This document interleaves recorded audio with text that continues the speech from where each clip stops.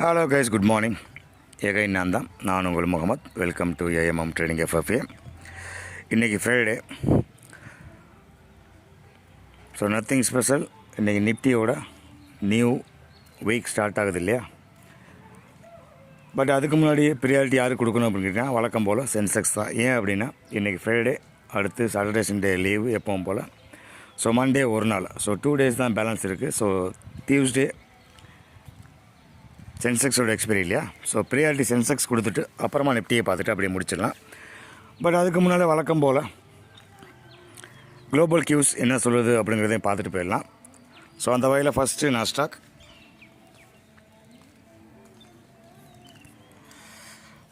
நம்ம சொல்லியிருந்தோம். நம்ம சேனலை தொடர்ந்து பார்க்குற அனைத்து நல்ல உள்ளவங்களுக்கும் தெரியும் நான் என்ன சொல்ல போகிறேன் அப்படிங்கிறது. ஸோ இந்த சேனலுக்குள்ளே தான் வந்து ட்ராவல் பண்ணிக்கிட்டு இருக்காங்க இல்லையா? அதே மாதிரி இந்த 21,530 கீழே போகாத வரைக்கும் நாஸ்டாக் வந்து கீழ் நோக்கி போக மாட்டாங்க. அதே மாதிரி 21,850 அந்த சேனலை உடச்சி மேலே போகாத வரைக்கும் மேலேயும் போக மாட்டாங்க அப்படிங்கிறத பதிவு பண்ணியிருந்தோம். அதனால் நியூட்ரல் தான் கொடுத்துருந்தோம் நேற்று. ஸோ இப்போ என்ன பியூட்டி அப்படின்னு கேட்டிங்கன்னா, நான் வச்சுருக்கிறது இப்போ 4 hour கேண்டில். ஸோ நேற்று கரெக்டாக தொட்டவுடனே ரிஜெக்ஷன் ஆகிருக்கு. புரியுதா? நேற்று ரிஜெக்ஷன் ஆனது மட்டும் இல்லாமல் நேற்று டோஜி ஃபார்மேஷனில் முடித்தாங்க. பட் இன்றைக்கி காலைல 3:30 ஓப்பன் ஆகும் இல்லையா ஃபியூச்சர்? ஸோ அது ஓப்பன் ஆன உடனே அங்கேருந்து 4 hours பெரிய ஒரு ரெட் கேண்டில் செல்லிங் ப்ரெஷர் தான் ஜாஸ்தியாக தெரியுது. ஸோ எனிஹவ் இந்த 5:30க்கு மேலே தான் இப்போ இன்னும் ட்ராவல் பண்ணிக்கிட்டு இருக்காங்க. ஸோ அடுத்த 4 hours என்ன நடக்குதுன்னு பார்ப்போம்.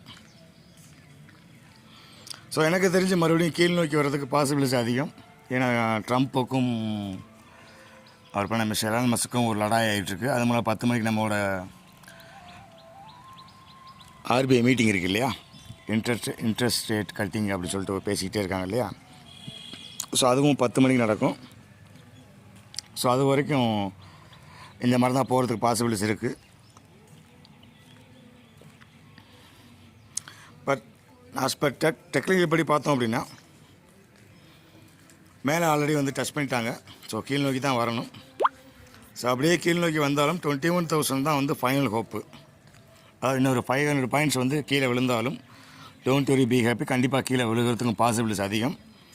அப்படி விழுந்தாலும் பேனிக் ஆக வேண்டிய அவசியம் இல்லை. 21,000 உடைக்காத வரைக்கும் நோ மோர் இஷ்யூஸ். அதாவது இந்த ட்ரெண்ட் இருக்குல்ல சேனலு, அது ஃப்ராங்காக சொன்னோம்னா 20,890 அந்த ரேஞ்சுக்கு கீழே க்ளோஸ் பண்ணாத வரைக்கும் எந்த ஒரு பஞ்சாயத்தும் இல்லை.